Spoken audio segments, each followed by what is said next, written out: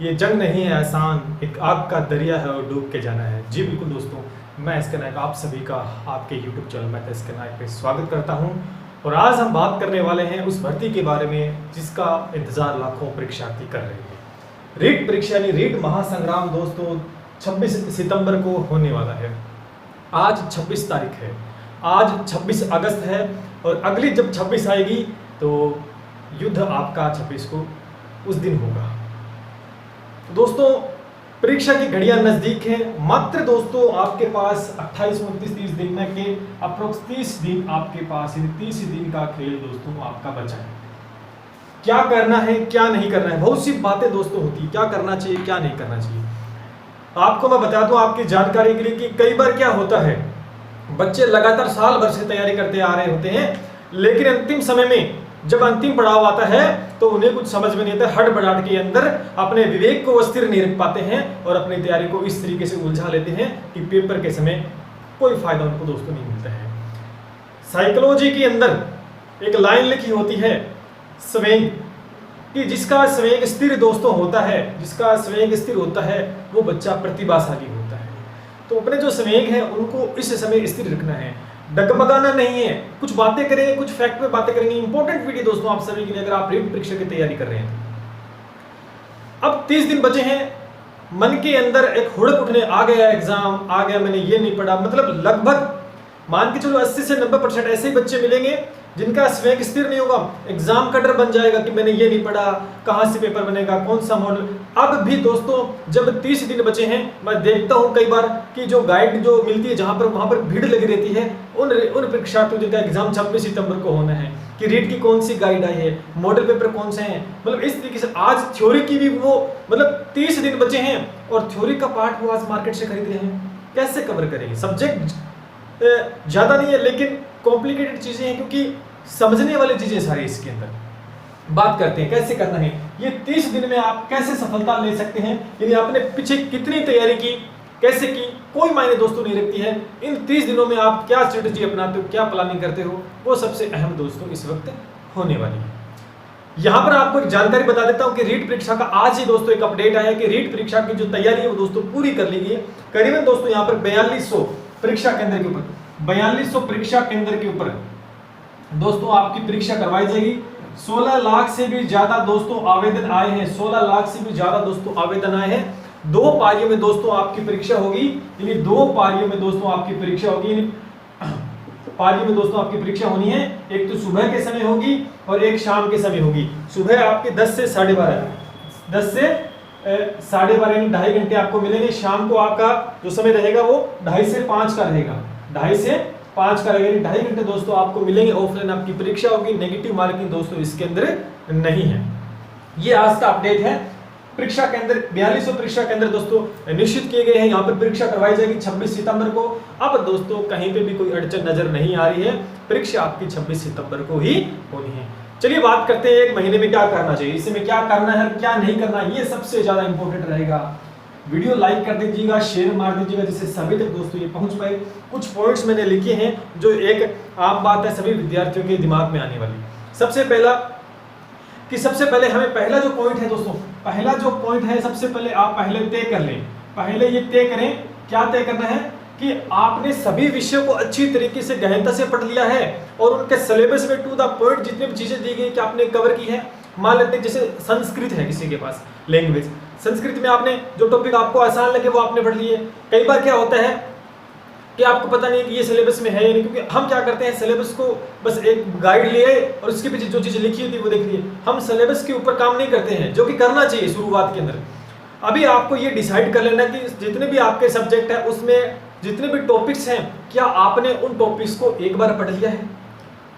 निश्चित रूप से आप इस बात को सोचे हुए सुनिश्चित करें इस बात को कि आपने जितना सिलेबस था टू द पॉइंट कवर किया है कि नहीं किया। क्या अभी तक कोई ऐसा टॉपिक रह गया है? बिल्कुल रहेगा दोस्तों, आप गौर से करिएगा, ध्यान से देखिएगा। कुछ एक आध टॉपिक परीक्षा के हमें दोस्तों छूट जाता है हड़बड़ाहट में। हम उन टॉपिक्स को ज्यादा ध्यान देते हैं जो बार बार हमें आते हैं, इजी हैं, है ना। लेकिन कई बार हम छोटे मोटे टॉपिक छोड़ देते हैं कि नहीं यहाँ से प्रश्न नहीं बने या वो हमारे ध्यान नहीं जाता है। तो आप एक बार ये निश्चित कर लें कि क्या आपने सभी टॉपिक चाहिए, टॉपिक छोटा है चाहिए बड़ा, ये बात आप डिसाइड कर लें। पहला काम इस समय आप जल्दी से जल्दी कर लें। ये सिर्फ आपका घंटे से 2 घंटे में सारा एनालिसिस दोस्तों हो जाएगा जो बताने वाला हूं मैं। पहला पॉइंट। दूसरी बात, इस समय दोस्तों आपको किसी भी तरीके का कोई नोट्स दोस्तों नहीं बनाना है। अभी भी क्या होता है कि नोट्स वगैरह नहीं बनाने हैं। अब कई बार क्या होता है कि नोट्स बनाने बैठ जाते हैं। अब समय नोट्स बनाने का नहीं है। अब नोट्स बनाने का समय नहीं है। हाँ, एक चीज आप कर सकते हैं, शॉर्ट नोट्स। शॉर्ट नोट्स दोस्तों आप इस समय बना सकते हैं। कौन सा? कि कई बार क्या होता है कि कोई चीज याद नहीं रहती। अब उसको याद करने का एक छोटा फॉर्मूला हम तैयार कर लेते हैं एक छोटे से पेज के अंदर कि भाई इसमें की पॉइंट है।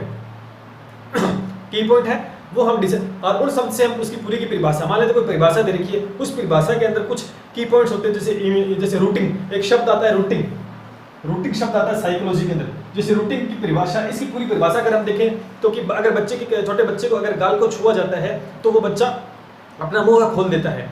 ये इसकी परिभाषा नहीं। रूटिंग एक वर्ड है, इसका मीन ये होता है, रूटिंग का एक शब्द है, इसका मीन क्या होता है? इसका मीन है कि छोटे बच्चे के गाल को अगर हाथ लगाएं तो पूरा मुंह खोल देगा। लेकिन यहाँ पर एक शॉर्ट में हम इसका नोट्स, हमें याद नहीं रहा रूटिंग क्या चीज है, तो हम कह देंगे छोटी सी एक लाइन लिखेंगे गाल, छोटे बच्चे का गाल या गाल लिख दिया। अब यहाँ से जैसे ही हमने लिखा गाल तो यहाँ समझ में गाल किसकी बात हो रही है? क्योंकि साइकोलॉजी में बाल विकास है, बाल विकास में बच्चों की बात हो रही है ना। तो इससे याद आ जाएगा कि गाल, यानी गाल की बात हो रही, तो हमने छोटे बच्चे गाल को छेड़ा तो उसने मुंह खोल दी। तो यहाँ से समझ में आ जाएगा कि रूटिंग। और आंसर क्या है? परिभाषा याद रखनी चाहिए, आवश्यकता नहीं, क्योंकि आपके पास दोस्तों 4 ऑप्शन होते हैं। वहां पर उत्तर आपके सामने दिया होता है, आपको तो उसमें देखना है कि ये गाल वाली जो लाइन है कहां पर है। चारों में नहीं मिलेगी, एक में मिलेगी, और वहां पर टिक आपको कर देना है। ऐसे ये चीज, तो वो कहते हैं शॉर्ट नोट्स कि एक बड़ी सी परिभाषा को 1 से 2 शब्द में आपने ही उसे कवर कर दिया है। समझ रहे मेरी बात को? ठीक है।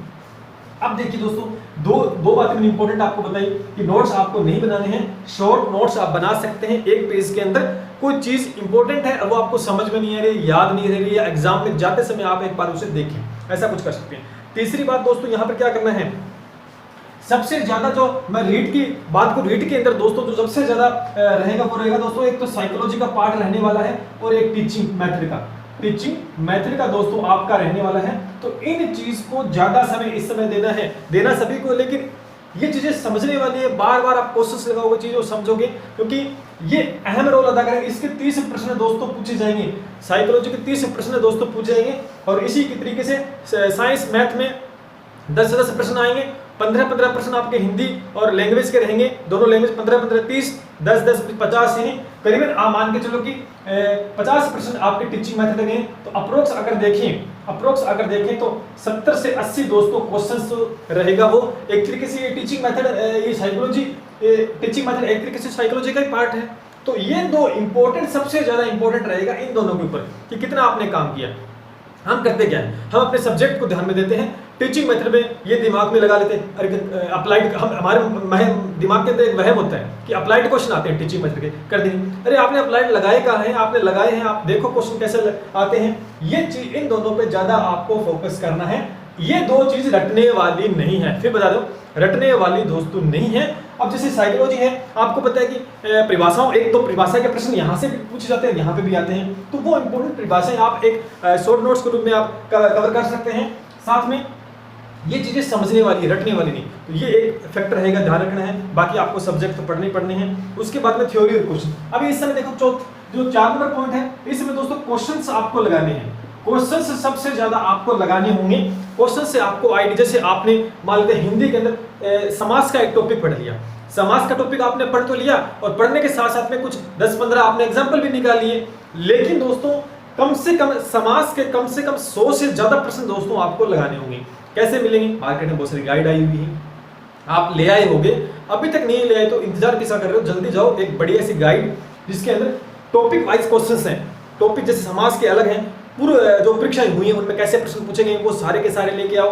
टॉपिक वाइज आपको मार्केट में मिल जाएगी, इस समय आप जाके लेके आ सकते हो। 10 दिन बाद जाओगे तो कुछ नहीं मिलेगा, ना कुछ होने वाला है। अभी समय है 30 दिन के अंदर, तो क्वेश्चंस लगाओगे तो आपको अंदाजा होगा किस तरीके। अब दूसरी बात, जब जैसे आपने समास का एक क्वेश्चन लगाया, आपको समझ में नहीं आया कि भी इसमें ये कैसे सही हुआ, तो आप उससे रिलेटेड जो पार्ट है समास का, उसमें आप जा सकते हैं, उसको दोबारा समझ सकते हैं। थ्योरी का पार्ट, आप थ्योरी पढ़ रहे हैं, पढ़ रहे हैं, समझ में कैसे आएगा आपको कि क्वेश्चन कैसे बन रहा है ना। जैसे साइकोलॉजी के अंदर कोई शब्द मान लिया, व्यक्तित्व मान लिया आपने, पर्सनैलिटी होती है, व्यक्तित्व का टॉपिक है।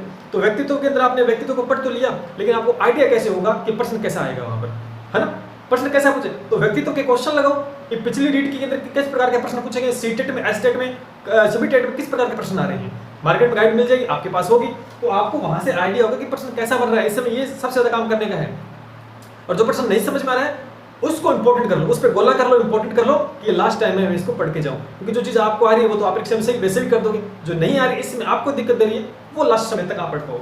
अगली बात, कंप्लीट एक मॉक टेस्ट भी आपको लगाना चाहिए, कम से कम complete mock test. Mock test जो यानी मार्केट के अंदर चाहे ऑफलाइन लगाओ चाहे ऑनलाइन, मैं सलाह दूंगा आपको ऑफलाइन। ऑनलाइन में मोबाइल के अंदर दोस्तों दिक्कत आएगी, टाइम ज्यादा खराब होगा। ऑफलाइन मार्केट से 5 से 10 मॉडल पेपर यानी कंप्लीट 150 प्रश्नों का किसी भी पब्लिक, कोई सा भी पब्लिकेशन ले आओ, मॉक टेस्ट लगाओ, जिससे आपको एक घबराहट नहीं, आपका एक जो परीक्षा से पहले एक परीक्षा आपकी घर पे ही हो जाएगी, जिससे कि कॉन्फिडेंस आपको आएगा, जिससे कि आप अच्छा कर पाओगे। ये चीज करनी है। उसके बाद में अच्छा, जो चीज समझ में नहीं, एक चीज मैं आपको देखता हूँ कि संस्कृत के अंदर एक संस्कृत की बहुत डिमांड आती है बार बार कि संस्कृत में जैसे अलंकार का टॉपिक मान लीजिए, छंद है, जैसे कि कई कुछ ऐसे टॉपिक्स होते हैं प्रत्येक सब्जेक्ट जो समझ में नहीं आते हैं, बार बार पढ़ते फिर भी समझ में नहीं आती है ना, या तो उनको रट लेते हैं। तो आप क्या करें, इसमें छोड़ना नहीं है। अक्सर बच्चे ये करते हैं कि ये टॉपिक समझ में, तो छोड़ दो, मेरे एक ही प्रश्न यार इसमें से आना है। जैसे एक मैं आपको बताता हूँ, जैसे आपके एक संस्कृत के अंदर मैं आपको बताऊं, संस्कृत जिसने ले रखी है उसमें एक शब्द रूप है, एक शब्द रूप का टॉपिक है और एक धातु रूप का टॉपिक है ना। तो इसमें क्या होता है, इसमें अक्सर बच्चे सारे फंसते हैं कि सर याद करना पड़ेगा, समझ में नहीं आ रहा, नियम समझ में नहीं आ रही, याद कर। तो आप क्या करो कि अब फिर क्या करें, लास्ट में इनको छोड़ देंगे। छोड़ना नहीं है इनको, फिर फायदा क्या होगा, ऐसे एक एक करके छोड़ेंगे तो फिर सिलेबस तो सारा छूट गया फिर अपना। हमें चाहे कठिन है चाहे सरल है, पढ़ना सभी है। आप इनको पढ़ो, समझ में आ रहे तो अच्छी बात, नहीं आ रहे तो आप क्या करोगे इस समय कि कुछ चीजें इनकी जो नोट डाउन कर लें आप, इनका कुछ तोड़ निकालें। आपका दिमाग ही दोस्तों इसका तोड़ निकाल सकता है। या यूट्यूब पर बहुत सारे वीडियोस आपको मिल जाएंगे, इनकी शॉर्ट ट्रिक है कैसे लर्न करना है। दूसरा दोस्तों, इनका प्रश्न लगाना है आपको। आप पिछले रीड के अंदर धातु रूप शब्दों में से किस प्रकार का प्रश्न पूछा गया है वो आइडिया लगाइए। वैसा ही कुछ आप एक पेज पे नोट कर लें, उसको दीवार पे चिपका दें। दीवार पे चिपकाने से फायदा कि आप आते जाते रहेंगे तो उस पर नजर पड़ती रहेगी, उसको एक बार पढ़े फिर जब भी आए, तो इससे कि आपके दिमाग में चीजें छप जाएंगी। तो पढ़ना जरूरी है, चाहे टॉपिक आसान है चाहे कुछ भी हो।